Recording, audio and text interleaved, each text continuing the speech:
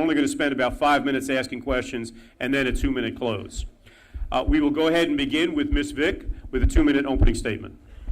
Thank you very much, Mr. Mulligan, and thank you to the Citrus County Chronicle for sponsoring this event tonight and making it possible for you, the citizens, to come out and hear the resumes of the candidates for this job. For, in effect, that's what you will be doing either by early voting or on November the 6th. You will be hiring your next clerk of the circuit court. And it is important that you know what those resumes say. My name is Angela Vick, and I am running for clerk of the circuit court. As Mr. Mulligan said, my boss, Betty Striffler, the current clerk, is retiring after 24 years of great service to the citizens in Citrus County. She's not here, so I can't embarrass her. But yeah, she's been amazing. I know that should I have the privilege of being elected as your next clerk, that I will have some pretty big shoes to fill. And I believe that with the 22 years of experience that I have working in the clerk's office, that I'll be able to take the reins and carry on the standard of excellence for which the clerk's office is known in providing services to the citizens and to the hundreds of different agencies that the clerk interfaces with all the time. I am 47 years old. I have lived in Citrus County for 30 years. I am married to my husband, Alan. We do not have any children, but we have 29 nieces and nephews, so I need this job so I can pay for Christmas. I have a bachelor's degree in management and accounting from St. Leo University, and I have certifications from the Government Finance Officers Association in internal auditing, advanced governmental accounting, and advanced governmental budgeting. So I'm confident that those qualifications make me the most qualified candidate for this position. In the 22 years that I've worked at the clerk's office, I've pretty much performed just about every duty of the office. Now, they won't give me the root password for the IT area, so I can't do that. But I have had the opportunity to roll up my sleeves and be part of the activity that goes on. I understand the functions of the clerk's office in a very detailed way because I've had that opportunity to work in all of those areas. In the last 5 years, I've served as the chief deputy clerk. As the chief deputy, I oversee all major areas of operation for the clerk's office. The courts, official records, the finance, internal audit, budgeting, administration, human resources, and information technology. My vision for the future is continuing that technology growth to provide those services to the citizens and to do the best job that we can for you. My name is Angela Vick, and I would appreciate your vote on November the 6th, if not before.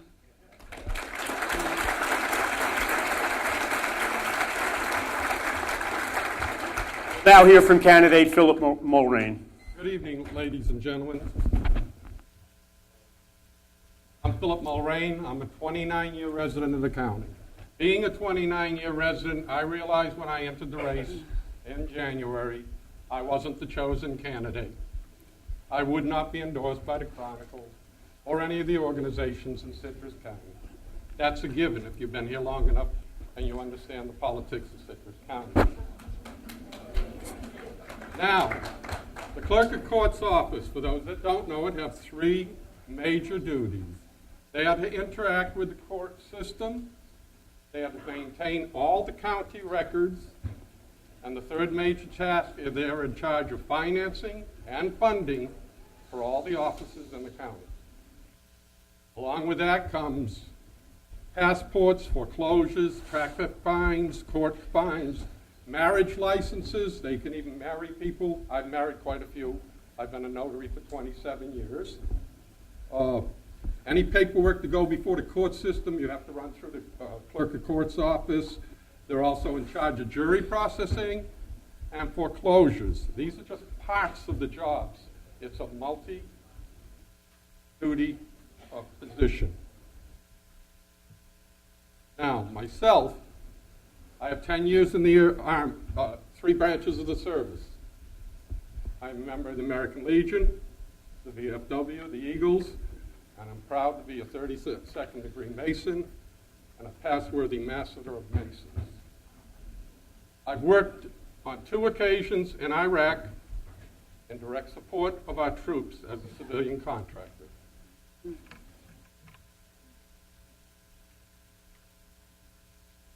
Our county is looking for a new manager because, believe me, the supervisor of elections is a management position. A manager budget, this year it was $4,932,741. They have 89 employees. I've worked with actually quite a bit more people than that in the various positions I've managed. And come November, I will be asking for your vote. And I hope you will consider me. Thank you.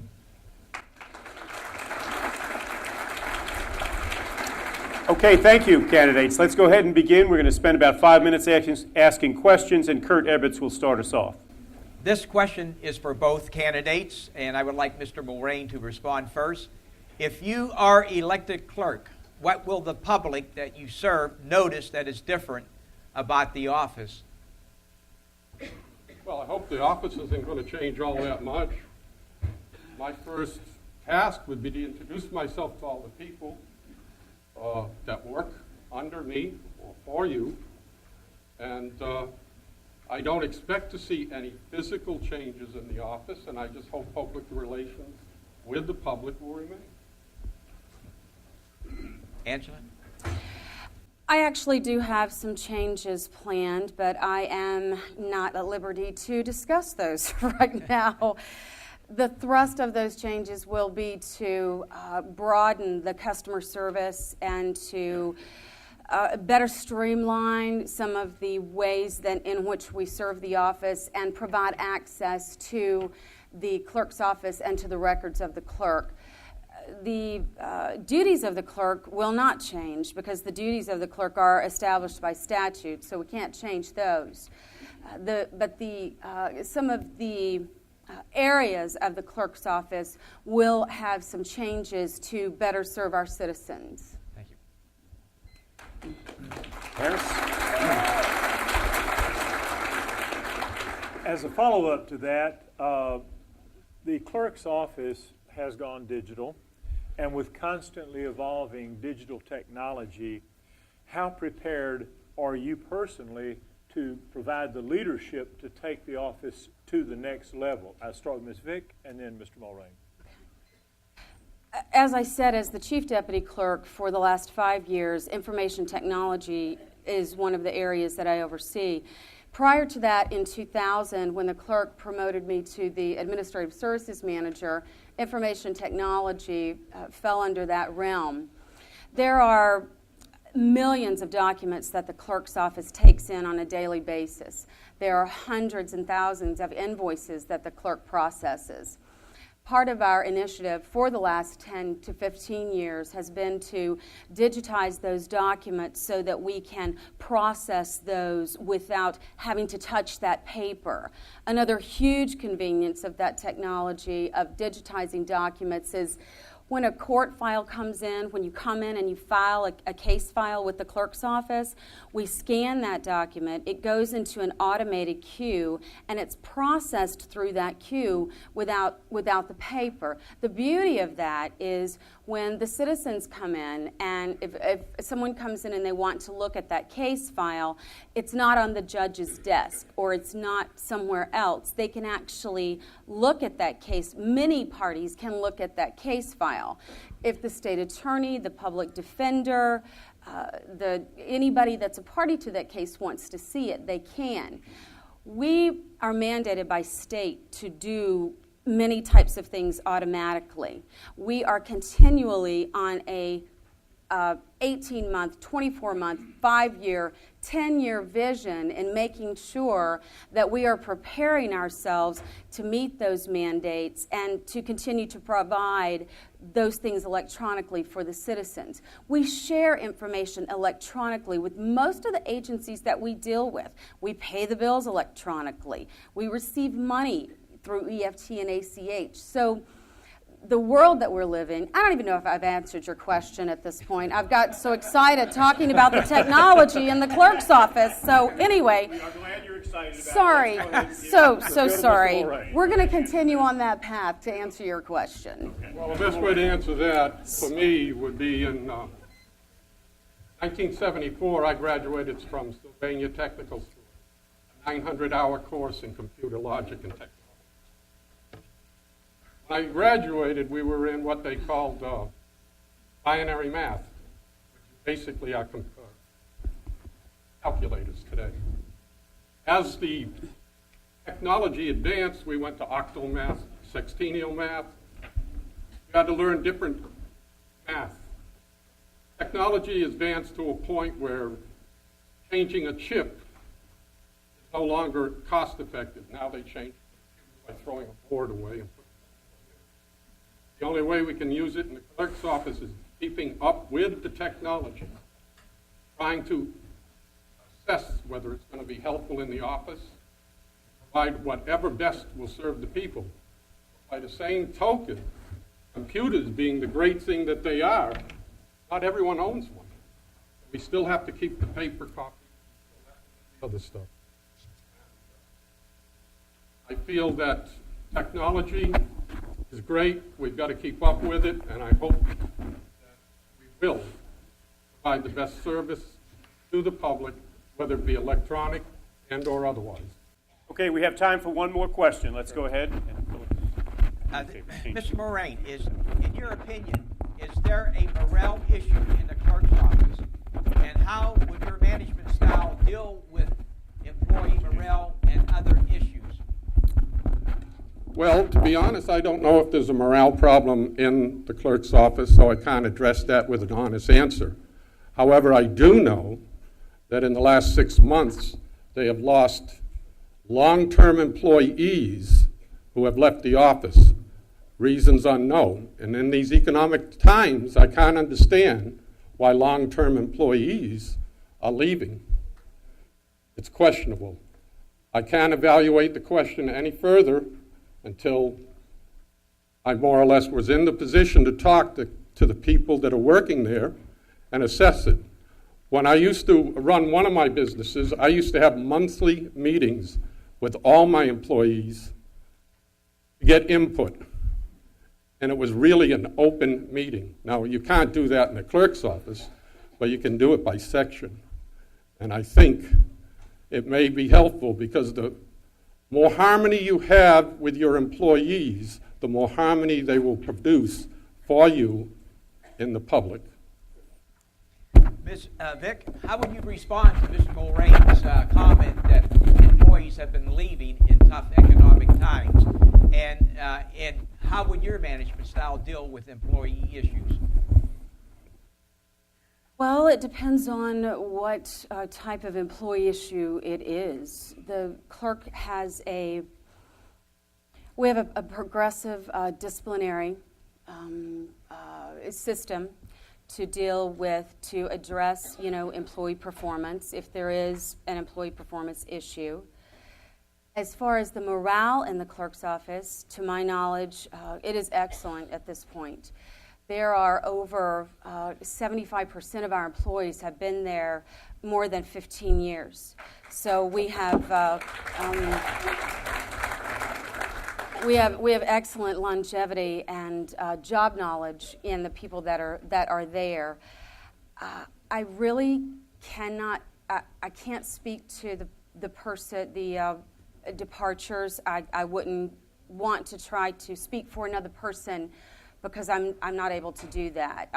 When a person tenders their resignation, we take that at face value, and sometimes they have personal reasons for doing that, and I don't think it's our business to try to figure that out for them.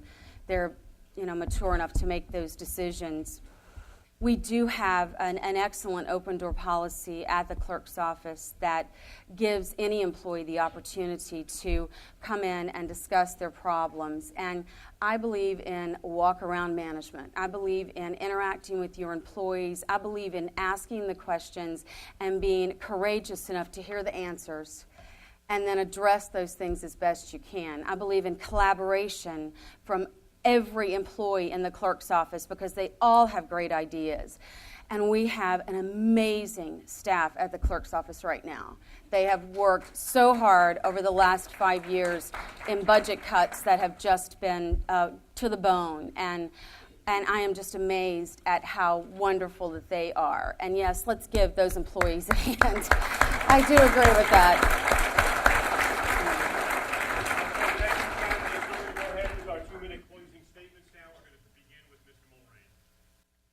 Adaptability, stability, command decisions, leadership, employee relationships, and above all, common sense are the workings of good management.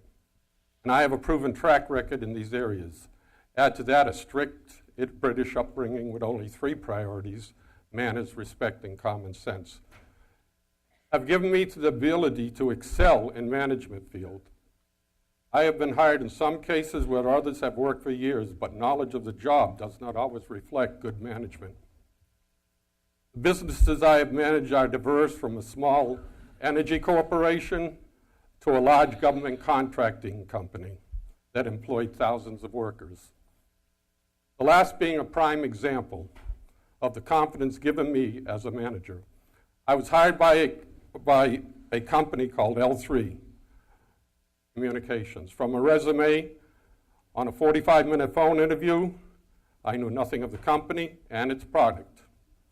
I received 3 weeks of orientation and was sent to Italy to meet with a U.S.-based commander, security, and all involved in the installation of a security product, do an accurate site survey, all in 2 days. I canceled the $1 million work contract for the base in Italy. The Department of Defense and my company had to approve my recommendation. They did. I went on to bases in England and followed up by going to 9 states in the United States and 11 bases here, all with basically the same agenda. This shows confidence I received in my abilities as a manager with little training. I have worked in bookkeeping, accounting, doing payroll, staff training, public relations, and all that is involved in management. That is what I bring to the clerk's office, and I ask for your vote on Election Day.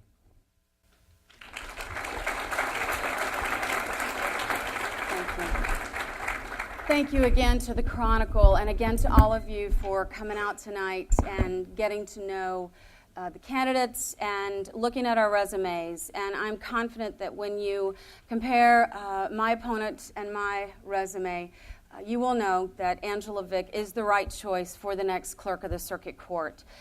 I love my job. I love what I do because I'm a service-oriented, at the core type of person.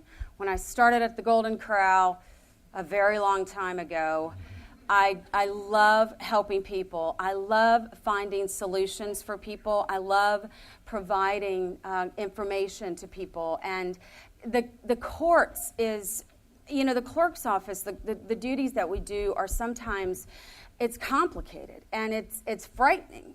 People that come in for jury duty are just shaking sometimes because it's an unusual environment to be in. My goal is to make that the best environment for them to get the information that they need, to make the decisions that they need to make, and to give them all the information and the help that we can by statute to assist them in doing that. It is an interesting job, but it is a job that is structured by statute, and we have to be able to provide those. I've been doing it for 22 years. I know what those statutes are. I know what it takes to make sure that you're going to get your information when you need it, that you're going to have access to public records when you need it, that the vendors are going to get paid when they're supposed to, that the employees are going to get paid when they're supposed to, that your court cases are going to be filed timely, and they're going to be there when you need them. My name is Angela Vick. I'm running for Clerk of the Circuit Court. I would greatly appreciate your vote, if not before November the 6th. Bullet me in on November the 6th. Thank you very much.